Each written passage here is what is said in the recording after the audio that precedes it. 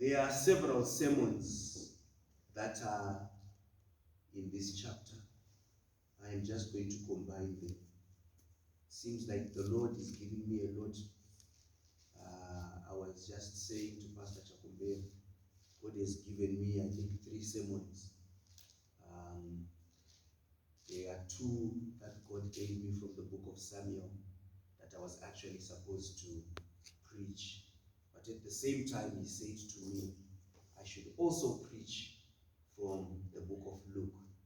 And now this morning, as I am looking at this chapter that we're going to read from today, I realize that in this chapter there's 4 sermons also. So all in all, these are 7 sermons that I was supposed to preach in the same day. I don't know if it's going to be possible, but I think maybe we'll just go through the book of Luke today and we'll combine those 4 sermons. Then the next meetings will then go into Samuel. Then maybe those can actually be another series like we did with the Joseph sermon, where we had the teaching of Joseph, and it had part 1, part 2, part 3, up to part 4. Hallelujah. I also feel that one day we are going to go back to Joseph, because there is another part that was left behind. Because I think with Joseph, we got to the point where he finally introduced himself to his brothers. But we didn't go through the part where he then told them to go and call his father to Egypt, and then they traveled and they all settled in Goshen, and what happened after. But anyway, we let the Spirit of the Lord lead. Now Luke chapter 7, it starts from verse 1.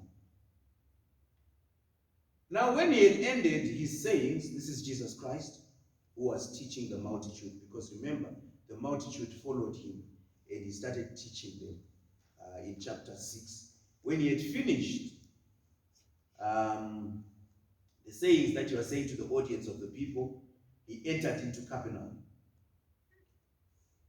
And a certain centurion's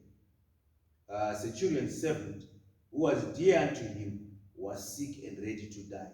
I think we once spoke about the centurion and explained what a centurion is, because a century is 100. Anything with the word cent depicts 100. So you'll find that in a dollar there's 100 cents, or in a rand there's 100 cents. And then centimeters, 100 centimeters will make a meter, and then 100, anything to do with century being 100 years and whatever. So a centurion would be a soldier who has 100 soldiers under him. Could be a general, could be, I don't know how their ranks work in the army, but what I know is a centurion is someone who has at least 100 under him. Hallelujah.